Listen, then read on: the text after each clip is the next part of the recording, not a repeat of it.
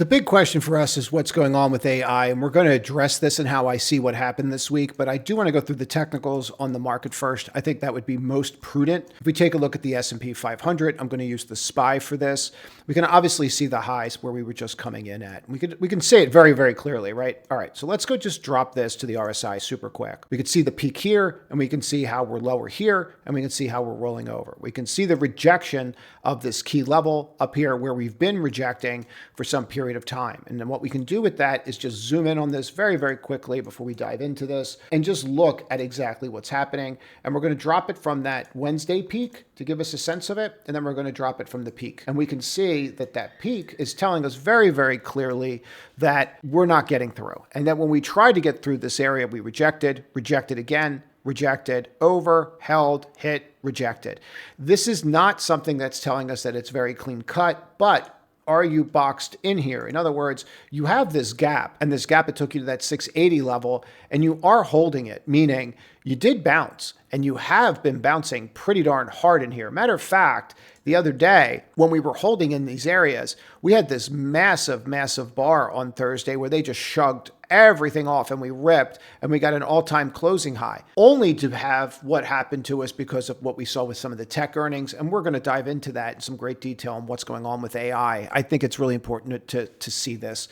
But when we see this kind of stuff, what are we actually saying? If we take a look at this and go take a look at the 4-hour, this is where it gets really interesting to me. And this is something that I pay very close attention to. So here I have the high. Here I have, that's not great. I've seen great before. This isn't how it looks. Does that mean the sky is falling and the bubble's going to burst and, that's it, it's all over? No. It does mean that the market will vacillate. It does mean that you're probably setting up to trade somewhat sideways here and that you're going to have to start being very choosy. I would prefer a stock picker's market, to be quite honest, and I think that's what we're going to get here. I think we're not going to get the froth. I think there's going to be winners and I think there's going to be losers, and I think you're going to have to do some actual work. And that's really what we want anyway.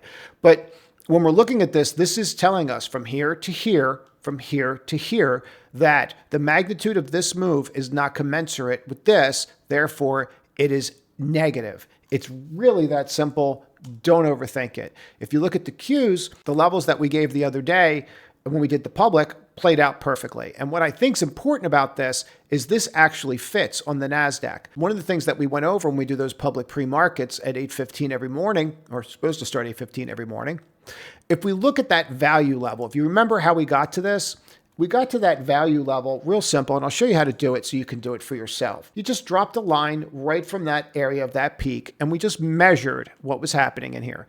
And we could see that was the value high of the entire move. And you usually stay in these kinds of ranges, right? And what happened here is that we broke out of that. Now, when we broke out of that, what happened? When we broke that point of control and we closed below it, that was it. You can go through this, and this is what was so fascinating about the other day. We broke it, and then we pulled back over it. That's why people say, why do you always wait for closes? That's why.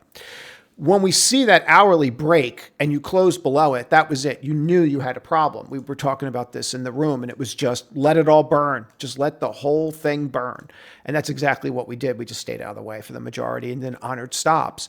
And it's very hard for anybody to really go out there and say that they were long tech for swing trades and had a great day on Friday. It would be delusional. But if you look at how this stuff is playing out, you're respecting our levels, and we have to respect what's actually happening. Trade what's actually happening, not what you think is going to happen. I cannot stress that is the whole purpose of why I do this channel, so that you can see how institutions look at it and you can apply that to your retail trading the same way that I do. I learned this stuff it took decades to get here, to learn this stuff that you don't want to trade like retail. You want to trade like an institution, period. When you start to see the way that this stuff is acting, it's not great. And you have to respect that it's not great. Now, what does that mean? Does that mean the sky is falling? No. Does that mean you could come back down to 600 and see what happens? Yes, that's exactly what it means to me. Now, where does that put us? Well, if we take all this off, get rid of the drawings, drop this down, and do the simple things with moving average, nothing crazy, get rid of the volume, but you did have above average selling, but that's not exhaustive selling. Anybody could see that you're sitting right on the 22 and the 55. Now, you want to make sure that you don't start closing below this again, because when you start breaking the 55 over and over again, that's when it becomes a problem. You see how you start breaking them over and over again, here and here and here, how we did? That's telegraphing that, like, hey, we're a little concerned about this area. When you hit it and then it rips, that's what you're looking for. Like these kinds of patterns, we have that kind of abandoned baby pattern. That's what you're looking for. When you hit it and it rips, that's when you're looking for it. When it's like this and you broke it and then you're over and then you hit it again, you did the undercut, that was perfect for a trade. This, hitting it again, we don't like that. And if we did the simplest things and we look at this as we're about to get into all the AI stuff, and I think it's really important for you guys to get this stuff today. And there's parts of this video I'm going to say that you're probably going to want to watch again. As always, subscribe to the channel, click all notifications because all these videos are linked. But you have a lower high here now in the Qs. And that could be building a DTL, could be building anything. You know what it's not building? It's not building and it's not setting up for all-time highs by the end of the year. That is not the setup. And so this becomes a setup here where you have to understand what you have. If we did, again, one of the simplest things and just looked at the 3, the 5, and the 8-day moving average, you can see that when you get to that point where red on top means stop, right? That's usually how I do it because I'm at the smartest bulb, so I color code them. You have to realize this starts to become a resistance point and that starts to weigh on the market. When red's on top, it usually means that you're in more of a negative environment and you need that to rest. Where green's on top, green means go. Again, not the smartest bulb, so I color code them.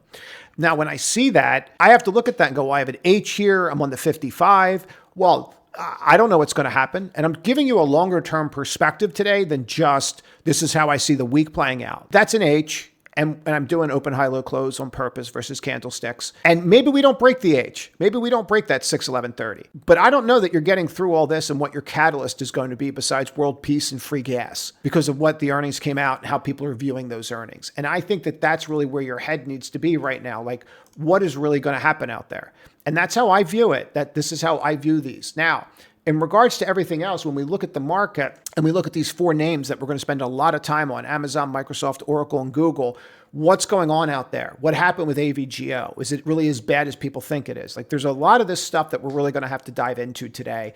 And I think that that's really very important for us to get. So if I look at the S&P and I look at the breadth, and this is an indicator that I have out there, it's super easy to make this for yourself, but this is the 200-day, the 50, the 20, and the 5. And what this does for us is it just tells us very, very simply what's going on out there. Well, what do I mean what's going on out there? Well, I mean, when I look at this, what exactly is happening to the market? Is the breadth of the market getting better or worse? Well, when I look at this, it's pretty in line. There's not really a whole heck of a lot there when I look at these and on a percentage basis. So like this would be 62% of all names in the S&P are above, 57%, right? And it goes through it. What I would take from this and what I think you always want to look at is if when we hit a high and we came back to that high, is that commensurate with what you're seeing? The answer was unequivocally yes. So the breadth of the market from an S&P standpoint is really not that bad at all. And that could be good or that could be bad. And I'm going to show you what I mean by that. So this is NDFI, and you guys have seen me show this before. And you can see how we dropped from 59% to 51.4%. Why do you care about this? Why is it so important? Because that's a pretty big drop. That means 10% or roughly 8% rather of the NDX 100 broke their 50-day moving average. Right? On one day. In one day, that's what happened. I don't really have days like that often where you're going to see it. It's, there's probably a handful of them where it happened. So if I take S5, work with me, not against me, hands, and I look at this, 57%. Okay, so there's a higher percentage of names in the S&P that are above. All right, great. And guys, I always appreciate your comments. But the one thing I really want you guys to do is understand that the market is not a static being. Think about it as a piece of music. Think about it as a river. However you need to think about something that's dynamic, think about it that way. The idea that you should be planted versus having a more organic flow to the market is going to be a huge disservice to yourself. I can't stress that enough when I read the comments.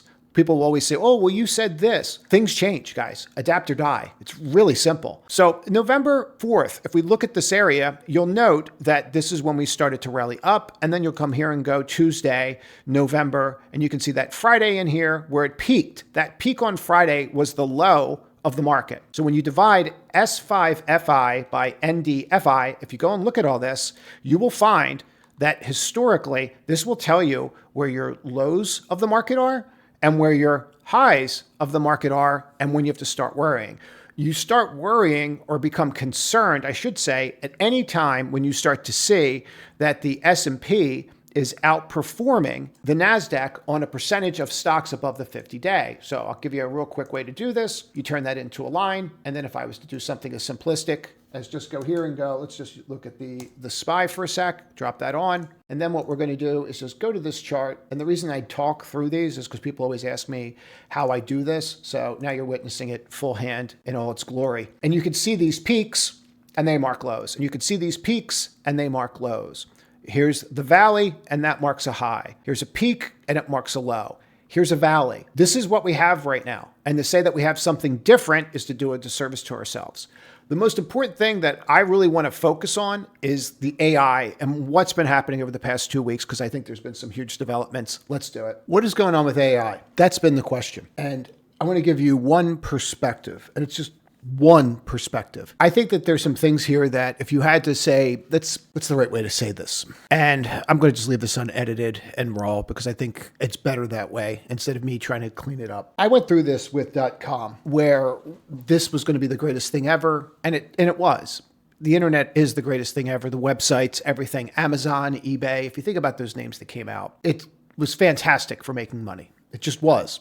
End of story. Did it get overexcited? Yes. Are we anywhere near that on a valuation basis to what we're dealing with right now? No, not even close. And we can go through that ad nauseum, and you've seen that. What happened was with the internet was it took longer than this. It definitely took longer than this is supposed to take with AI and how AI is going to change the world. And we're going to have AI robots that are going to be smart and they're going to do our laundry. And we all have used ChatGPT and looked at it and said, well, that's just wrong. I want to give one perspective on what people see as an issue. So a week ago, Microsoft comes out, this report comes out on Microsoft, and the stock drops precipitously.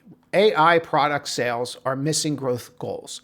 This was the article that came out, and it really shook the stock hard. And I believe that this stuff's been out there for a while by institutions. And one of the things I always try to do here is to show you information that institutions are using. I try to boil down and give retail what institutions have. If you haven't figured that out, that's exactly what this channel has been trying to do. Whether we're achieving that or not achieving that remains to be seen, but that's always been my goal. Now, when this report came out, Microsoft refuted it. We didn't lower our growth targets for AI products after salespeople missed goals. The stock did sell down. Multiple Microsoft teams missed growth goals for the Foundry product in the last fiscal year, according to the information. Microsoft refuted it. Now, let's just take a step and let's just look at objective data. This is Microsoft. And if people know, I love these devil horn patterns. And I own Microsoft. I've owned it for a very long period of time. And I probably should state something. For those that don't know, I've been trading a long time. I've been trading over 27 years. So when I say I own something, I could have owned it for years. And that doesn't mean that I'm going to get out of it or do anything with that position. But does that mean that I'm looking to start a swing trade or look at a position that I might own for 2 to 3 months here? Not at this time. But is it something where I want to own Microsoft for 3 to 5 years? Yes, of course. That's my belief on this. So just understand that as we go forward with some of this. So this would be a classic, what I refer to as devil horns. And I'm using open, high, low, close and ripping everything off for a minute. So you can just look at the basics. And anyone that knows anything about charting would look at this and say, came out, earnings, dropped, tried to retest that area, failed, dropped. This is a perfect multi-year topping pattern. Whether I want to show it or not show it, whether you think it is or it isn't, if this wasn't Microsoft and this was like Bob's Pringles or whatever you crazy kids are eating these days, you would look at this and go, well, there's my top, 556. Now from 476 up to 556, that's not a problem. The problem is, what is really supposed to be happening with AI? And if we look at Microsoft, the mere fact that they could come out with an article like this gives us something to really think about. So when we look at this chart, we would have to say you have a double top here. We would have to say that you have broken that neckline. And from there, double top breaks the neckline, tries to break the neckline, fails, pulls back, tries to break the neckline, fails, pulls back, and we get this little island here. Now, maybe we gap up or whatever, and that becomes an island reversal. Anything can happen. But let's just look at something and just put a 55 on there. I use a 55. You should use what you're comfortable with. One of the core things that we should look at here is our inability to get above the 55. And why I'm just taking a second with this is understand that a 50, or when I use a 55, it is really an institutional level, meaning do I have institutional support? So whenever you see something break a 55 or a 50, whatever you're comfortable with, understand that that is telling you whether you have institutional support or not. Above it, you have institutional supports. Below it, you don't. And you could see the battleground here with that institutional level. I think this is very important again, but really what I want you to focus on, I'm going to drop this from a daily to an hour, and we're going to take this out, and we're going to go back to this bear chart. And what I really want to focus on is that December 3rd. So when that December 3rd hit, this is where you're at on that day. And I want to be really clear. When we gap down on that day, and let's blow this up. When we gap down on that day, what happened? Well, we gapped down on that news and they're like, that's not true. It's definitely not true. Stock explodes up. Where does it get to? It gets to the level that you're at when that news hit, and this is your response to the news.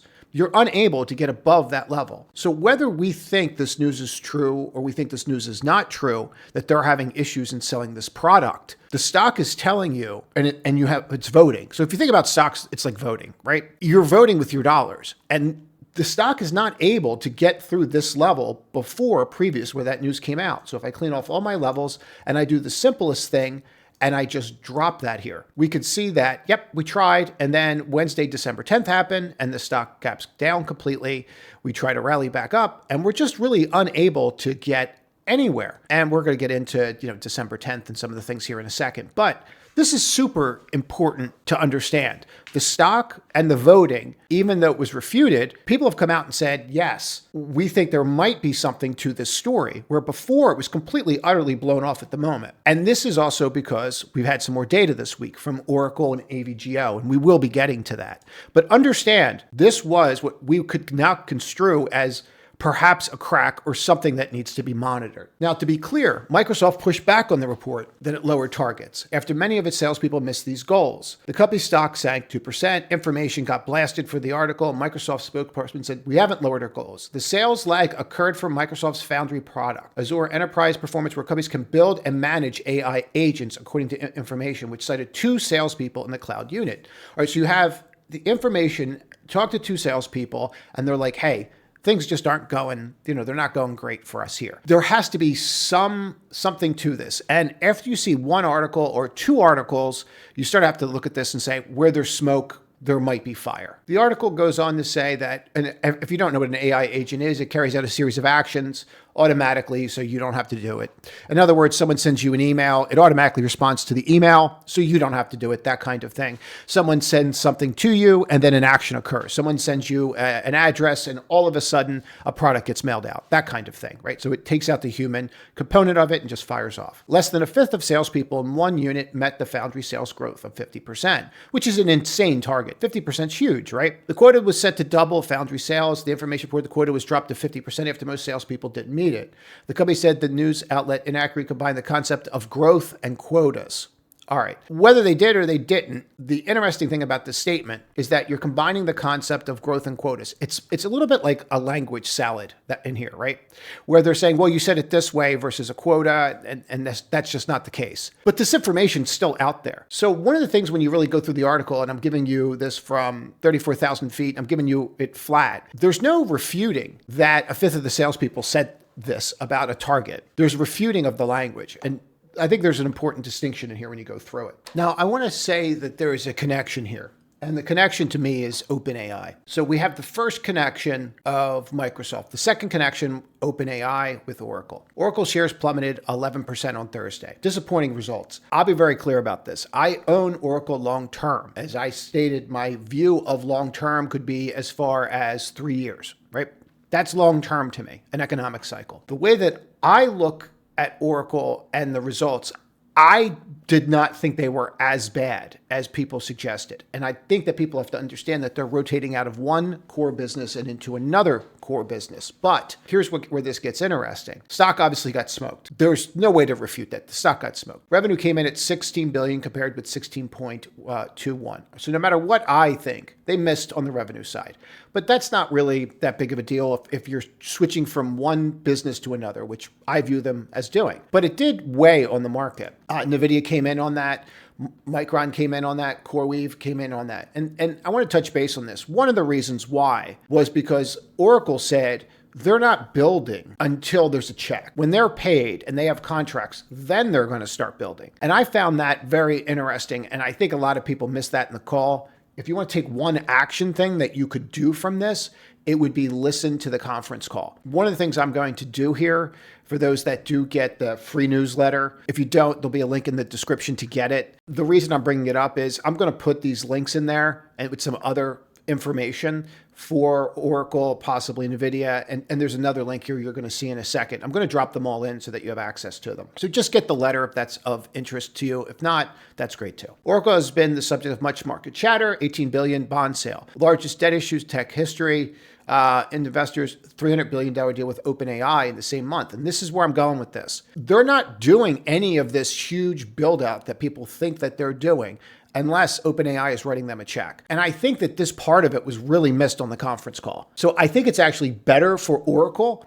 And I also think that it's a problem for companies like NVIDIA or Micron or any other company where people were saying, hey, oh, there's this big order out there. They're going to fill this order. So when we got some clarity on that, I think that that's really what made the difference.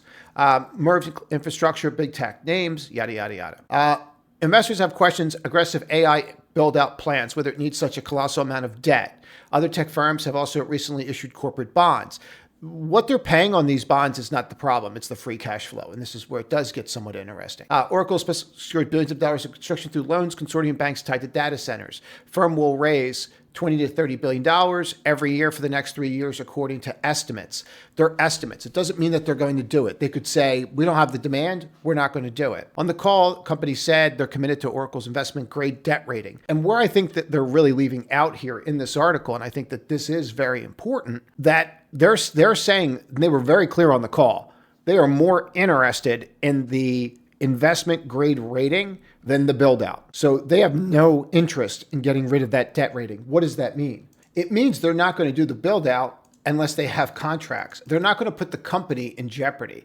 And I thought this was interesting. And I just want to show you what we did here. I'm going to use candlesticks because the candlesticks are really going to hammer this home. And I think it's pretty obvious. But the first initial bar, as always, when you can't get above the previous close, you know you have an issue. And you can just see the drop here. You can see how we tried to rally. And then as the call went on, you can see what happened on the call because they were very clear. And that's exactly what happened right here on the call. And that's why I would suggest that you listen to these calls. I'll drop the links on that newsletter. Here's where I would go with this. Once they came out and started talking like this, people said, oh, so the growth might not be there for this company because you're not willing to go in the hole for this great, if they build it, they will come, right? They're not willing to do that. And you really can't blame them if they're not going to have that kind of demand. And there are some reasons to think that open AI demand in particular, not large language models, but there's some reasons here to think that open AI demand is slowing. And I'll present that in a moment here. But understand that I think that this is where the issue is coming.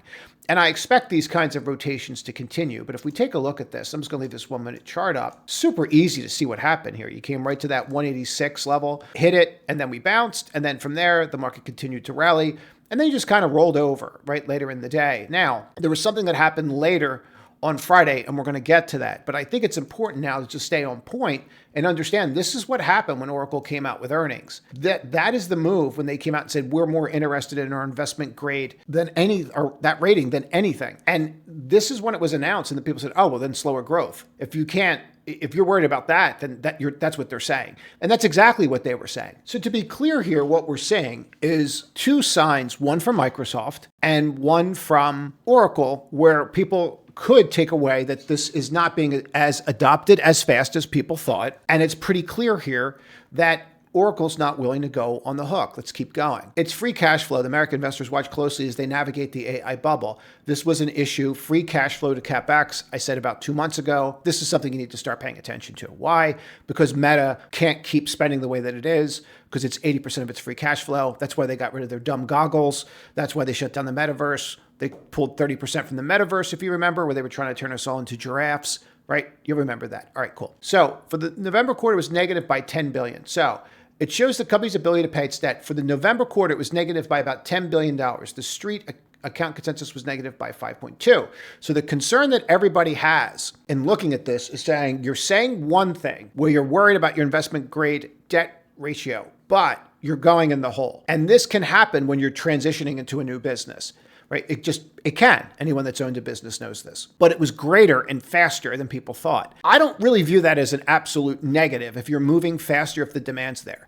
And the demand is obviously there. It's just a function of, is the demand slowing? If you go and take a look at their software numbers, which I don't believe is in this article, their software was supposed to slow. This one part of their software business was supposed to slow by 5%, but they were able to turn it over faster, and it dropped by like 26%.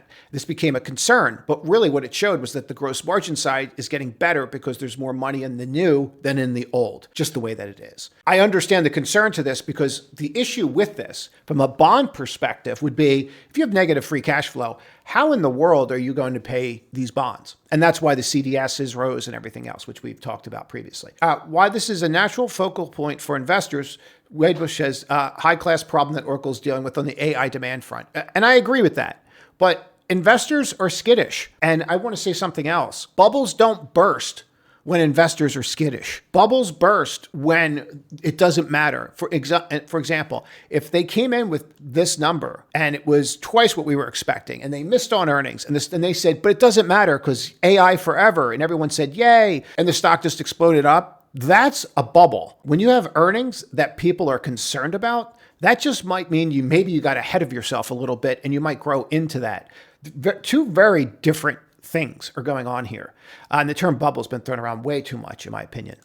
Core AI, cloud numbers, backlog tell very healthy, robust AI revolution for the sector. Any sell-off today's sector view is a clear buying opportunity, underlying demand story that was further validated by Oracle last night. 34% in a short period of time. Okay, my opinion of this is that I agree with them when I look at Oracle. I looked at Oracle and was foaming at the mouth. Like, wait a minute, I get to buy more Oracle at 185, and I know what your plan is here, and I know what you're going to do to protect the company.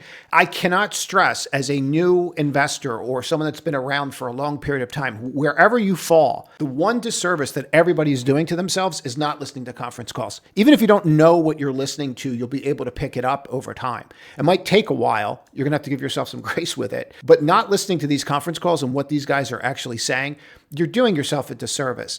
And I'm not saying that anyone should look at this chart from a technical standpoint and go, boy, that thing's going to explode. No. But you go through these periods, like when we had all that winning and liberation back here, in April, and you look at this and go, well, do I want to own it at 128 or do I want to own it at 261? It depends on what kind of trader you are. If you're day trading or swing, you might want these breakouts, buy the breakouts, trade them out, trade the flags, and go from there. If you're somebody that's looking at AI from a longer term perspective, and I'm trying to give you a longer term perspective on how I see this stuff today, because a lot of people in your comments that are in these videos, and I do read all of them, and I do try to respond to all of them, so you're always welcome to comment on what you think, was to give, hey, could you give more of a long-term perspective? I know you do day trading. I know you do swing trading.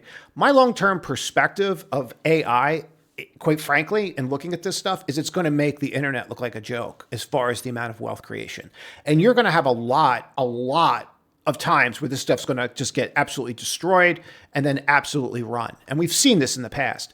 But for me, if I'm a long-term guy and I'm looking at this thing at 184 and I still think that like Oracle's the cat's pajamas, yeah, I'm looking at this and going, well, 3 years from now, a couple years from now, 8 quarters from now, this thing's going to be higher. And that's kind of where my head is with this and how I look at some of these names. Now, are there going to be bumps? Are there going to be winners and losers? Yeah, there are. Now, if we look at what happened on Friday, Oracle, an article comes out and says they're delaying open AI-related data centers following investors' worries over its debt-fueled AI infrastructure build-out. Now, I want to be really clear about this because everybody gets involved with this and then the lawyers get involved and they have language and what I refer to as word salad. Denied Friday's media report that it was delaying open AI-related data centers following investors worried that debt-fueled AI infrastructure build-out. So they're not saying that they didn't delay it. What they're saying is the reason that they might not have delayed it, if they did delay it, was the debt-fueled AI infrastructure build-out. Is it possible that OpenAI is just losing market share? We're going to get to this. Bloomberg News had earlier in the day reported that Oracle has pushed back completion dates for some of its data centers,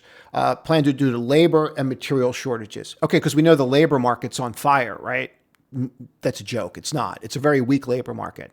Matter of fact, the labor market you have right now, there's been no time in history where it hasn't led to a recession. But I think the data's skewed, and we can do that in another video. Material shortages, maybe. I just think sometimes it takes longer to build a 50,000 square foot building than people think.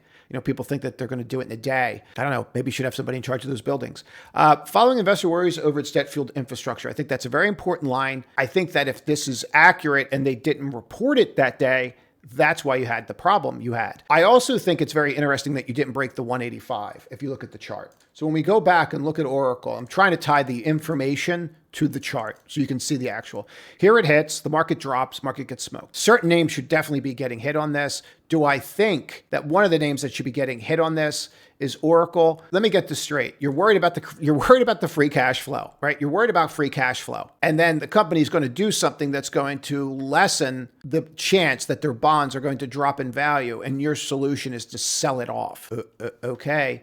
185, and you can see it held here again and again and again. I have the pre and the post on right now. I just want to show you something that I thought was pretty interesting. And if I look here, you can see where you are on the RSI here on the 5 minute. And I think I can pull this up a little bit for you guys. And then what you can see is that this was actually lower on the RSI. I use RSI. You should use what you're comfortable with. And to me, that doesn't mean that it's going to hold, but last time, man, this thing was like a brick wall over and over again. You have to really go back and just appreciate, how many times we've gotten down into this level, and just it's Wick City down here. So somebody loves it at 185. Now, whether it holds 185 for the rest of its life, your guess is as good as mine, guys. If this gets to the point where, AI turns into, if OpenAI turns into Clippy 2.0, which we're going to get to in a minute. But that's going to be an issue. But right now you're holding 185, and I really wouldn't bet against it. And when will I bet against that? From a short-term trading perspective, when it starts closing below it and doing something like this. So let's tie this all together. Like, when would I really be concerned about the 185 level? It would have to do something like this for me. You would have to actually go through it. So you hit it, break down, and then kind of come back up, retest it, and show me, right? You'd have to show me that, hey, we've flipped. And that's a technical pattern where it's telling you that support is now resistance, right? We should all be aware of that. There have been no delays in any sites required to meet our contractual commitments, and all milestones remain on track. Word salad. We remain fully aligned with OpenAI. So does Microsoft. Confident in our abilities to execute both, yada, yada, yada. Shares fell again. AI-related shares tumbled. I think that this comment, and you get to a point with this where there's smoke, there's fire. And I don't know that it's AI as much as it's OpenAI that has an issue. And we're going to tie this all together. But what really gets me about this is, yeah, NVIDIA has a problem. Yeah, AMD's always had a problem. It's a pig. Micron, all these companies, if this does slow down or get dragged out, then all those estimates would come in, and they're all pretty much priced for perfection. And you're talking to someone that owns these names. So just please understand that yeah, this is something where, is it the canary in the coal mine? I don't know. Maybe the canary's just sniffing the coal mine right now. But I do think that we have to be aware of it. I don't know. Do canaries sniff? If not, give me something else to use. But the Bloomberg report came a day after it lost biggest stock since January, yada, yada, yada. And I want to say something. This is from Bloomberg. This is not some guy in their basement. And I tend to listen when Bloomberg writes an article. They actually do the work. But this ties us to something else. And this happened, and you can see the date here, November 25th. So this gentleman was one of the original founders of OpenAI, explains why AI's reliance on bigger models and more compute has stalled progress, and why new ideas, human-like generalization, and integrative value functions are now essential. So as people that watch this channel, if you're in the community, you already know this. I do a ton of research. I would strongly suggest that you listen to this, specifically the podcast that went on with this. You can just type his name in and you could find it yourself. I'm also going to drop it in that newsletter, the free newsletter. Just put these links out there so you guys can go and watch this stuff for yourself. But there's definitely something to it. And I would listen to it, since he was one of the co-founders and he left. And where he's going with it is kind of interesting. They call him elusive. I don't know. It wasn't too elusive. He was on a podcast. How elusive are you if you're on podcasts? Helped build ChatGPT and publicly spoke. I mean, they try to make him sound like he's like, I don't know, like a Bond villain or something, like elusive scientist. Anyway, in a rare interview, and that's the podcast name right here, and you can go and just Google it and pop it in. And I would strongly suggest you do the Google and you listen to it. His sharp critique of the AI industry and hinted at the focus of startups, safe superintelligence, is now valued at $32 billion. Sure, why not? Argues that the industry reliance on brute force scaling, this was the part of it. Brute force scaling has hit a wall. Today, AI models may be brilliant on tests, but they are fragile in real-world applications. The pursuit of general intelligence must now shift from simply gathering more data, storage, and memory. General intelligence must now shift from simply gathering more data, storage, and memory to discovering a new, more efficient scientific principle. Okay. The current AI gold rush success is measured by scale. Bigger is better. It just is. That's the trajectory we're on. We all know that right now. A foundational scientist in the field says focus created a deep inconsistency that is slowing AI's real-world impact. And you're seeing this kind of slowing of how these models are getting better and better. Now, you had a huge leap in Gemini with Google. We're going to get to this. But where you're really seeing it is ChatGPT 4 versus ChatGPT 5, right? When you start to see these models, you're like, okay. Like, what's the difference? Like when you saw Gemini, there's some real world implications on that with Nana Banana and some of this other stuff. Like you can see it. You didn't really see it on all these things when they're upgrading them. And I think that that's very important. And the one thing that he really hammers home, and it's an hour and a half podcast, you can listen to it. Here's where I'm going with this. He's saying that it's slowing down. It is getting slower on how much better these models are getting. And that's going to mean that people are going to be like, okay, this is great, but where's this, robot that's doing my laundry? Where's this? Where's that? That's where he's going with this. And I think it's super important to get this because if this is where the puck's going, you want to know that. So the core problem of the generalization is these models somehow just generalize dramatic worse than people. It's super obvious.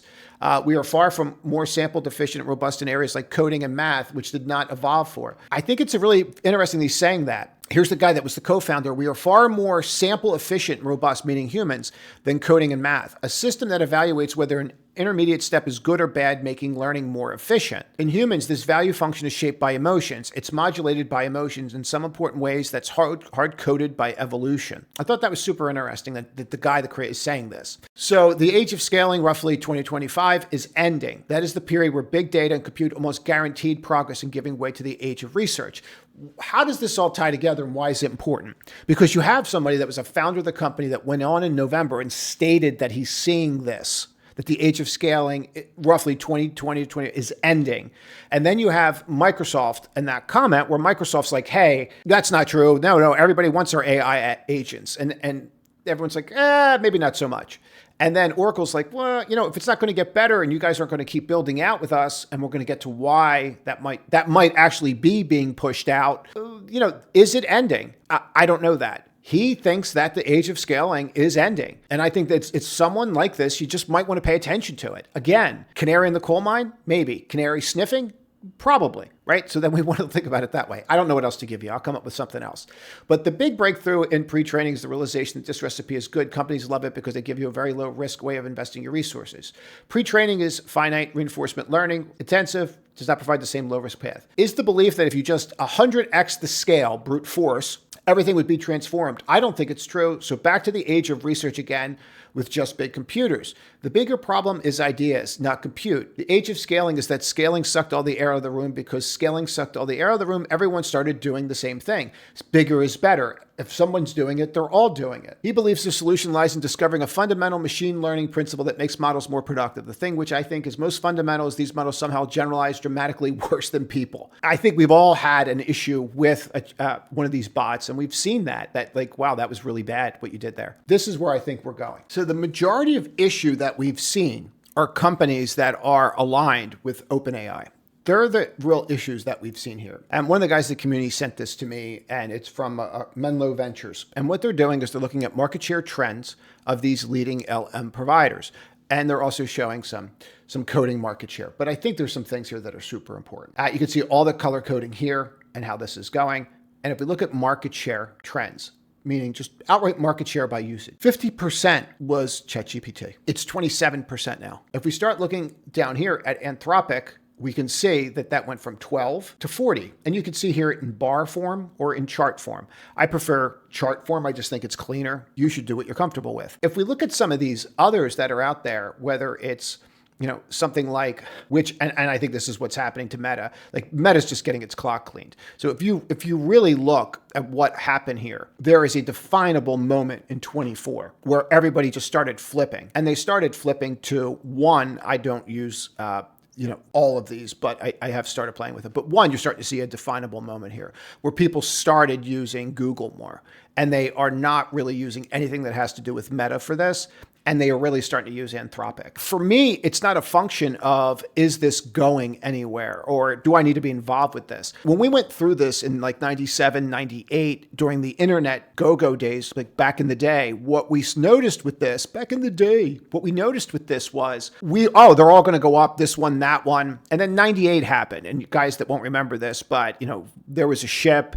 Russia defaulted on their debt. We thought that it was a big deal. Like they went after the ship. They were going to take oil ships from Russia. It was a whole thing. The whole market came in, right? 10 times worse than anything you guys have seen this year, just to FYI. And then when they started to bounce again, you started to see who the winners were because you saw where the institutions were putting their money. And with any kind of correction or pullback, you always look and see where they're really putting their money. You always want to see that. Just FYI, you can just use that tip whenever you like. What I'm taking from this is, I don't know that the issue is just that brute force, but the idea that they're going to keep shoving money out the door when you're losing market share, when your market share is cut in half, like legitimately cut in half in 2 years, you have a problem. You have a real issue. And what this is telling us, if you just look at this very simple graph right in here, there's an inflection point coming where people are going to start using Gemini, Google more than chat on a market share by usage basis. When that happens, for me, from a standpoint of like chat, GPT, they're going to have a real problem on their hands. And if you go and look, and we're not going to get into all of this, but if you go and look at how this new level is being perceived, it's not great. If we look at this, again, change in LLM API market share and coding market share, you start to really dive into this, and you're seeing something from a coding market share perspective that to me is pretty darn glaring, again, where what we're seeing is Google is rocking here. And so what else do you see happening here? ChatGPT is coming down. Meta is coming down. So you're getting winners and losers in the space. So what I would suggest is not just that, and let's be clear about this. If they all don't rise, the memory and storage side of the business, the data center side of the business, you're not going to keep building if you're getting your butt kicked by Google. If Anthropic's eating everybody, you're not going to keep spending the money. And I think that this is where this is actually going. We're getting into the winners and losers phase. And that means some of the froth or expectation of, OpenAI coming out and saying, we're going to spend $1 trillion, even though we only make 12 billion a year.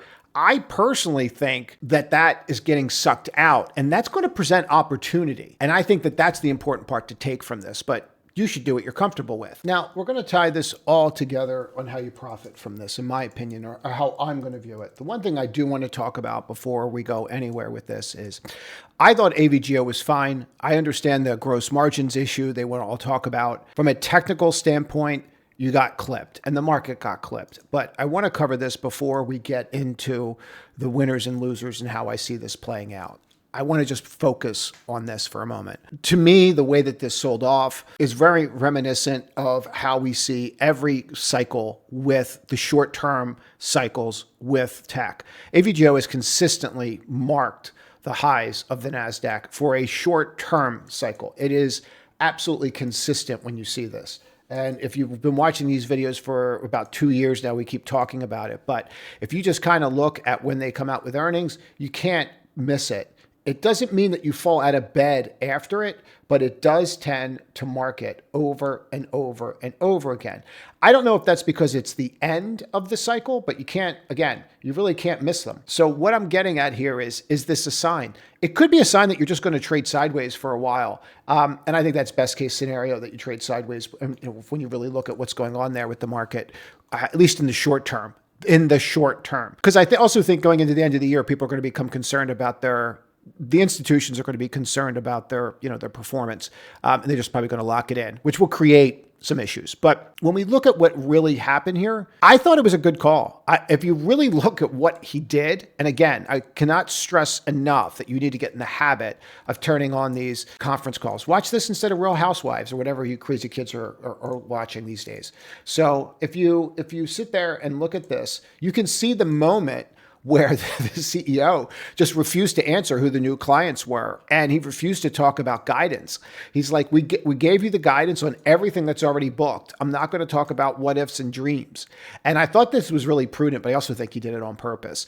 But if you can actually see the results versus the conference call. And this is why I always say to people that trade after earnings are one thing. The conference call is very, very different, right? And then you kind of get that devil horns pattern right there. Now, from my perspective, again, you just had massive dumping. Does it continue to go down? These charts, when you start that kind of momentum, it's really hard to see that you're not going to get another level down. I think that you probably have a real good shot at cracking here.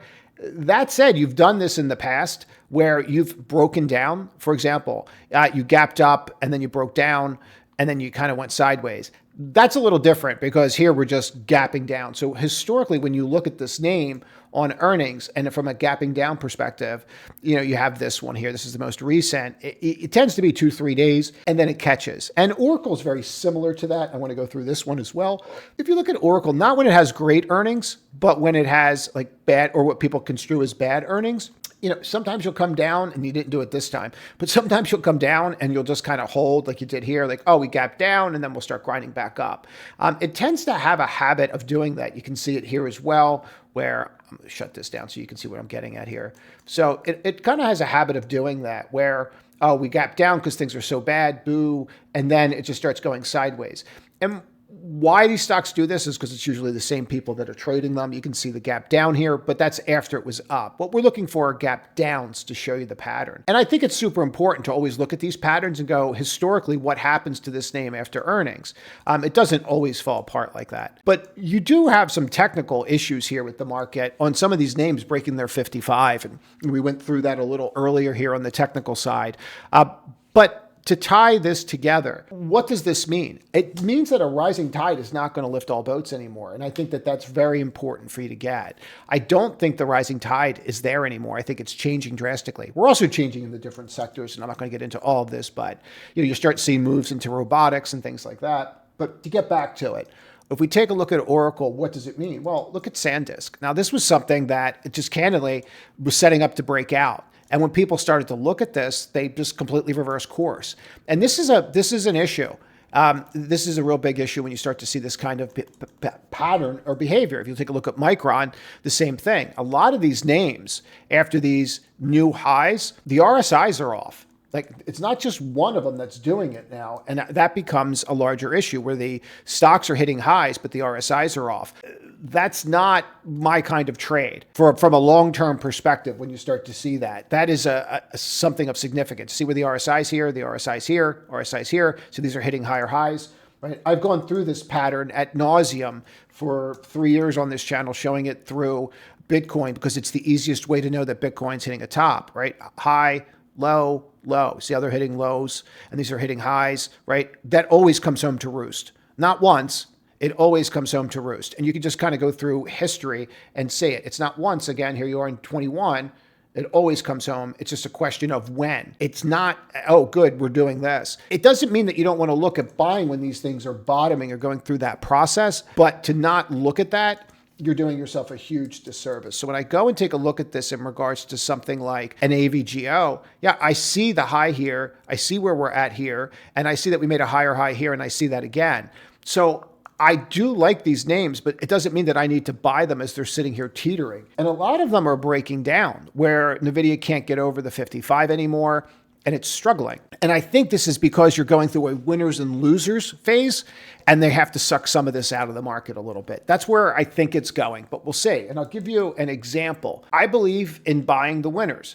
Now, that said, it doesn't mean that I'm going to change my opinion on a lot of these names long term. But if you look at something like an Oracle, for example, and when we look at Oracle, you can see the movement in it. But for this part, I just want to go to a line. And I'm going to clean this off. And we're just going to say, all right, so we could see that line right there. And then if we kind of went here and said, all right, well, who else is tied to OpenAI? Well, Microsoft. You can't get anybody more tied than Microsoft, right? All right. So then let's just go and take a look at this, and we'll go from 25 on. So here's Microsoft and here's Oracle and what's going on with that. All right, so who's tied mostly to Anthropic? Well, Amazon is really tied to Anthropic.